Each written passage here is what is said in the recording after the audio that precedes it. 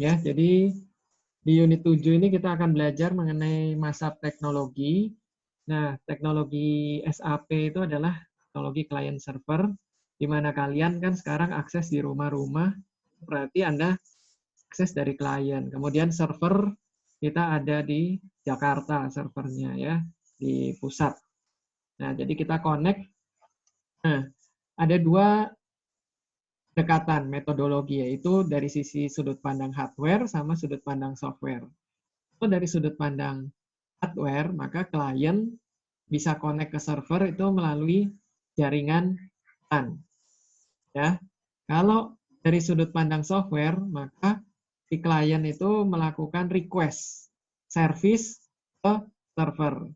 Contohnya misalnya ketika kita login, Anda lakukan login, Anda login, nah maka si server akan memeriksa, mengautentikasi apakah user ini ada enggak. Begitu usernya ada, maka dia akan mengautentikasi boleh masuk, jadi bisa login. Nah, itu dari sudut pandang software. Jadi kalau sudut pandang software, kita lihat itu klien bisa connect ke server berupa request service. Tapi kalau sudut pandang hardware, klien bisa connect ke server itu lewat jaringan LAN atau WAN, ya bisa pakai kabel, bisa pakai wireless dan lain-lain. Ya, selanjutnya.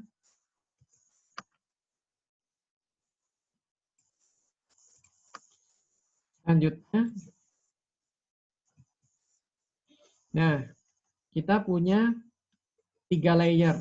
Ya, untuk client server itu punya 3 layer, yaitu layer presentation, layer application, sama layer database. Nah, kemudian kita ada single tier, two tier, sama three tier. Apa sih single tier, two tier, sama three tier?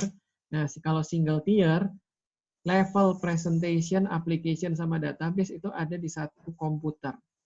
Ini program yang standalone. Biasa kalau program standalone dia single tier. Jadi aplikasi, database, sama kliennya itu semua ada di satu mesin. Ya, jadi kalau misalnya Anda bikin program Java, misalnya yang standalone, nah itu adalah single tier. Ya nggak bisa diakses sama yang lain. Kita bikin executable program, kita execute hanya di komputer kita. Komputer lain nggak bisa akses. Itu single tier. Nah, kalau two tier, ini kita sudah mulai pisahkan. Klien-klien, level presentation itu dari klien, kemudian application sama database kita simpan di satu server, satu komputer. Ya, jadi application sama database bisa diakses oleh beberapa klien. Nah, itu two tier. Nah, kalau three tier ini lebih bagus lagi, di mana application sama database itu terpisah. Ya, jadi ini lebih cepat biasa pengaksesannya. Ya.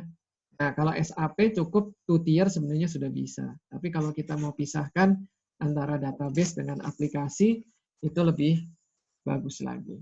Nah, jadi itu untuk penjelasan mengenai prinsip single tier, two tier, sama three tier. Nah, sekarang kita masuk ke level-levelnya ya. Tadi ada level presentation, application, sama database. Nah, kalau di SAP, presentation layer ini sub GUI, yaitu yang Anda login tuh, sub logon. Ketika Anda login itu dia ada di levelnya level presentation.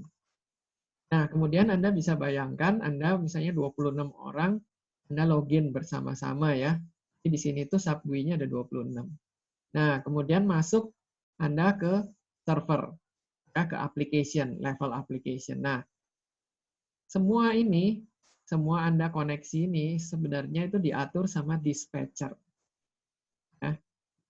Ya, semua masuk ke dispatcher, dispatcher yang ngatur. Ya. Nah, dispatcher ini ibarat polisi lah. Work process ini ibarat gerbang tol. Ya, jadi kalau kita manusia, kita masuk tol, kita ngerti kan, misalnya kita pas mau bayar gerbang tol Paster, ada 10 gerbang. Nah, kita bisa tahu, oh ini saya mau masuk gerbang yang paling kosong. Ya, yang paling kosong misalnya di gerbang 3. Nah, kita masuk di gerbang 3. Tapi kalau ini service, subGUI ini kan nggak bisa ngontrol. Kita kan manusia bisa ngontrol, kita tahu yang mana yang kosong. Nah, kalau mesin kan nggak tahu. Nah, makanya ini dipakai yang namanya dispatcher. Dispatcher ini yang akan mengarahkan supaya si work process ini bekerjanya semua rata. Gitu. Jadi ibarat dia itu dispatcher polisi yang akan melakukan pemrosesan untuk masuk ke work process. Nah, dia pakai FIFO, first in, first out. Jadi yang pertama kali masuk, dia yang akan diproses duluan. Ya, itu ada di halaman 7/5, Anda tinggal garis bawahi. Ya, request-nya FIFO.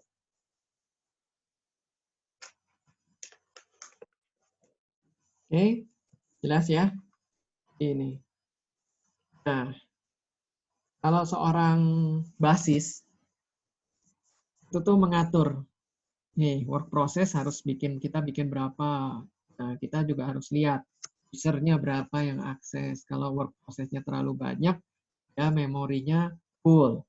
Jadi kita harus atur supaya work process sama buffer ini kita atur. Nah, itu yang kita pelajari kalau kita masuk ke basis.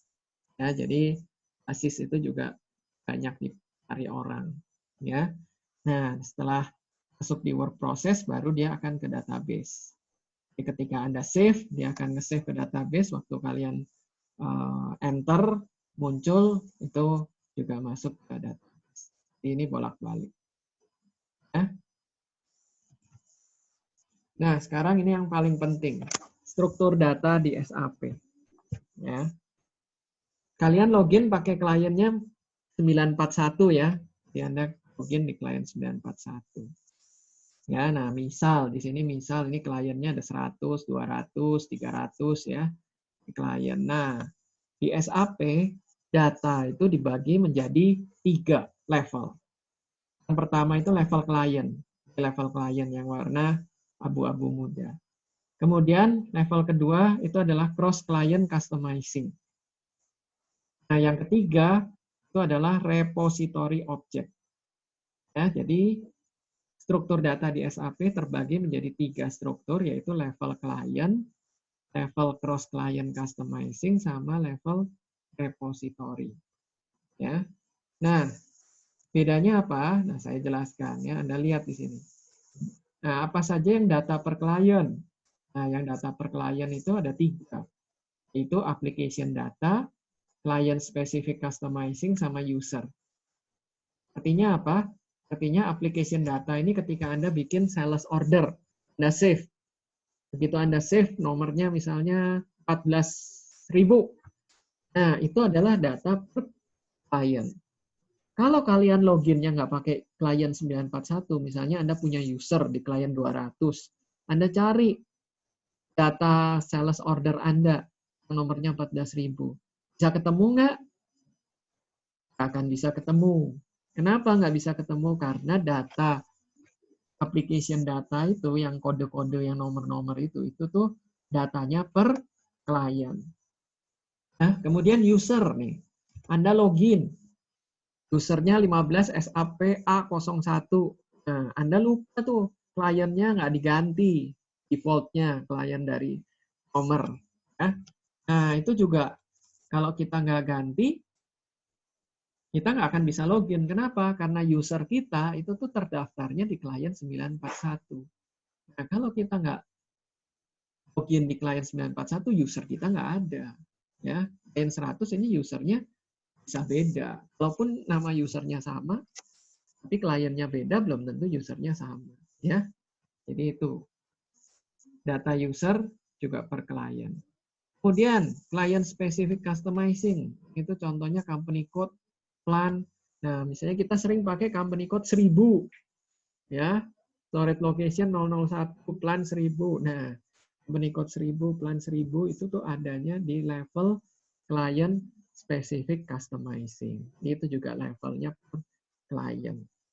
Beda klien, beda. Ya, company code 1000, klien 100 sama klien 200 pasti beda karena beda klien. Nah, itu data yang per klien. Jelas ya? Jadi ini Anda perhatikan application data, user, sama client specific customizing. Ini tuh per client. Kemudian kalau cross client customizing ini tuh apa? Ini tuh kita set tanggal public holiday, hari libur. Nah, itu kita set di cross client customizing. Kenapa nggak set per klien ya? Kalau kita punya 10 klien repot atau kalau kita set tanggal di klien 100, nanti set lagi di klien 200, itu memusingkan. Lebih baik kita pakai yang cross client customizing kita set. Ya, itu public holiday kita simpan di situ. Nah, kemudian repository object di sini adalah tabel-tabelnya. Ya, ada tabel untuk program. Ini adanya di repository object. Ya. Jadi kalau kita bikin program, kita akan masuknya nanti di sini. Jadi setiap ada perubahan program, semua klien akan mengikuti. Jelas? Nah, sebuah perusahaan kalau mau implementasi SAP, dia harus punya 3 server. Ya, Anda lihat di sini adalah server development, kemudian di sini ada server quality assurance, sama ada server production. Nah, production di sini, ini yang jalan 24 jam. Ini yang kita gunakan untuk sehari-hari. Ya. Nah, development gunanya untuk apa? Development gunanya untuk programming. Jadi kita bikin, misalnya mau bikin report, programmer akan buat di development terlebih dahulu. Ya, di development dia akan buat. Nah, kalau di development misalnya ada 3 klien. Klien send, cast, test. Masing-masing ini punya programmer yang beda-beda. Jadi supaya nggak saling mengganggu, dia punya masing-masing satu klien punya dia. Nah, dia bikin program. Nah, sudah dijalanin di development jalan, maka dia harus pindahkan ke quality assurance untuk di testing. Bedanya apa? Kalau di quality assurance ini kita pakai data real. Kalau di development kita belum pakai data real. Tapi kalau di QAS, quality assurance ini kita sudah pakai data real dari production. Ya, nah, kita tes di quality assurance. Oke nggak nih? Ada error nggak? Kan Anda biasa bikin program di komputer Anda jalan. Nah, begitu Anda datanya pasti simple aja, tanggal lahir. Misalnya kita kasih asal. Terus sudah gitu alamat, kita pasti BC doang. Nah, kalau di real, pakai data real jalan nggak? Nah, itu di QoS. Kalau data real jalan, berarti ini aman. Nah, kita bisa pindahkan ke production. Nah, memindahkannya ini pakai mobil truk ini. Mobil truk ini adalah transport organizer. Ya, Anda lihat di buku halaman 7/8. Itu ada transport organizer. Gunanya adalah untuk memindahkan ya program yang sudah kita buat di development ke quality assurance, kemudian kalau sudah di testing di quality assurance kita masukkan ke production. Menggunakan transport organizer.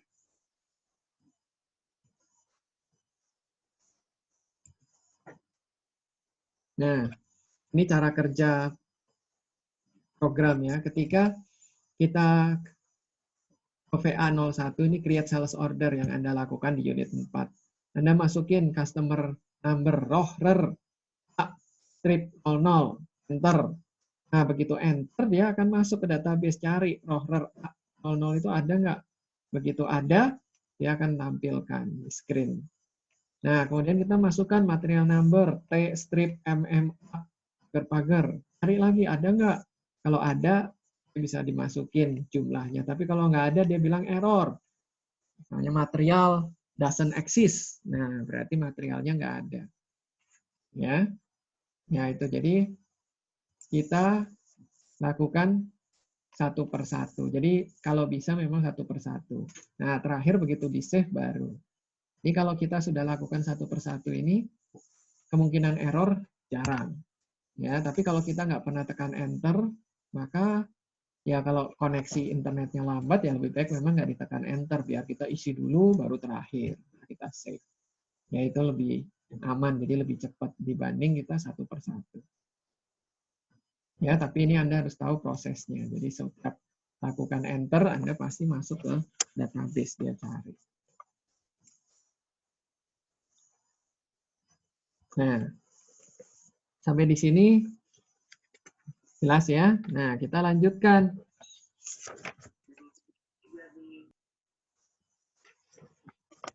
Halaman 7 strip 12. Nah, itu penting. Halaman 7 strip 12. Transaksi di SAP itu punya 4 prinsip. Ya, itu halaman 7 strip 12 Anda garis bawahi pasti keluar di ujian. Yaitu prinsip pertama atomik. Ya, atomik itu apa sih? Atomik itu sebuah transaksi itu ketika kita save, dia itu berhasil atau gagal. Jadi artinya apa? Kalau dia masih ada error, kita mau save juga nggak bisa. Ya, kalau di SAP kayak gitu kan, kalau Anda exercise masih ada yang error, mau di save juga nggak bisa. Nah, itu karena dia atomik. Kemudian konsisten. Artinya apa? Konsisten perubahan, kita lakukan perubahan di satu tempat, misalnya kita ganti alamat, maka perubahannya akan langsung berpengaruh buat yang lain. Ya, jadi itu namanya konsisten. Jadi nggak mungkin kita rubah di alamat, ternyata alamatnya belum berubah, itu nggak mungkin. Kemudian ada isolated. Isolated itu ketika kita membuka suatu transaksi, kita bisa lakukan segala hal, tapi kalau orang lain ngebuka yang kita lagi buka, mereka nggak bisa. Mereka cuma bisa lihat, gitu supaya nggak error. Ya kan nggak mungkin. Nah ini misalnya itu kadang kan Anda, Pak ini kenapa nggak bisa? Oh ini lagi di lock. Nah itu yang namanya isolated. Ke-lock gitu. Jadi ini kan lagi dipakai sama orang lain. Ya. Nah kemudian ada durable. Durable itu kalau sudah sekali tersimpan pasti tersimpan. Jadi misalnya sudah di save ada nomornya. Nah, Anda mau nyari pasti harusnya ketemu. Nggak mungkin nggak ketemu. Ya, itu yang namanya durable. Oke. Nah, kita masuk ke bahasa pemrograman. SAP itu menggunakan bahasa pemrograman ABAP. ABAP itu kepanjangannya apa? Nah, di buku halaman 7 strip 13. Anda perhatikan. ABAP, Advanced Business Application Programming Language. Itu kepanjangannya. Ini juga pasti keluar di ujian ya. Advanced Business Application Programming Language. Nah, ABAP itu punya 2 environment. Environment untuk development, ini untuk codingnya, sama application runtime. Ini buat compile. Nah, ABAP Tools. ABAP Tools ini kita codingnya di sini, ABAP Tools. Kemudian kita screen painter, kita bikin menunya, button-buttonnya itu di screen painter. Data modeler ini bikin database-nya. Ya. Nah, kemudian compile, ABAP interpreter, dialog control, interface sama screen interpreter. Jadilah program SAP. Ya. Itu menggunakan bahasanya namanya ABAP Dictionary.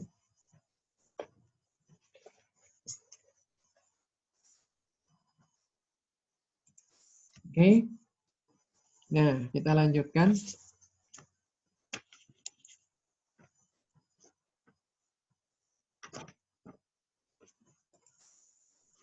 Nah, ini contoh data model. Jadi kita bikin, Anda sudah belajar basis data, nah kan Anda belajar ER. Nah, dari ER dengan ABAP Dictionary itu kita bisa create table database. Ya, itu gunakan ABAP Dictionary. Nah, terakhir ada sub business object. Ya, sub business object karena SAP itu juga object oriented programming. Jadi dia ada objek. Nah, apa saja sih yang disebut business object? Ya, business object ada employee, sales order, customer, adalah business object. Nah, setiap business object dia punya yang namanya karakteristik atau atribut. Misalnya kalau pegawai dia ada nama, alamat, salary, job. Kalau sales order dia customer dan lain-lain. Kemudian ada metodenya. Metodenya misalnya terhadap pegawai, kita bisa lakukan change address, bisa promosikan. Kalau sales order bisa delivery, ya, dan lain-lain. Ini adalah sub business object.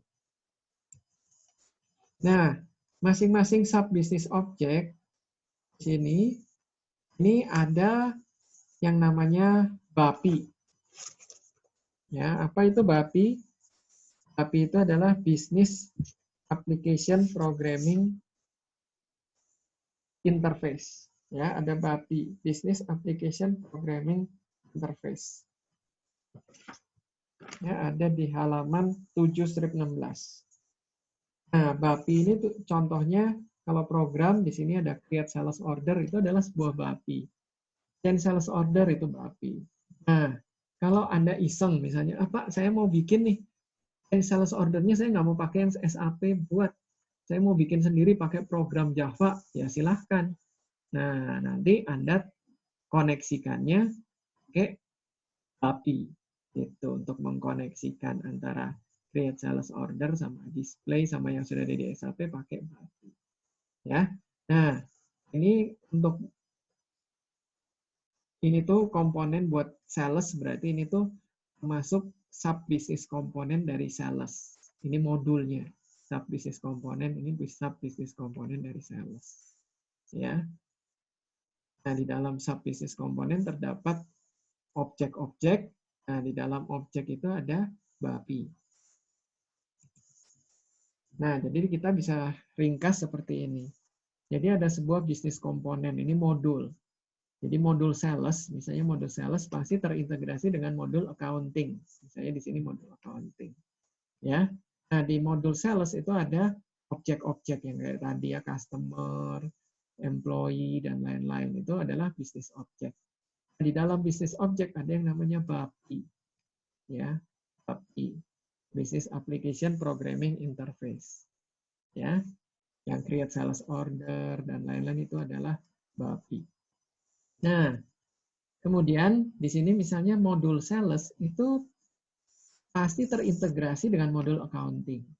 Nah, kalau kita mau misalnya program accounting kita nggak pakai SAP, itu bisa connect ke SAP. Misalnya modul sales, caranya adalah kita connect dengan menggunakan ALE. Apa itu ALE? ALE itu Application Link Enabling. Ya. Ada di halaman 7/17. Ya. ALE, Application Link Enabling. Nah, jadi antara modul sales dengan modul accounting itu terintegrasi dengan karena adanya ALE. Oke. Nah, itu jadi di unit 7 banyak istilah definisi ya.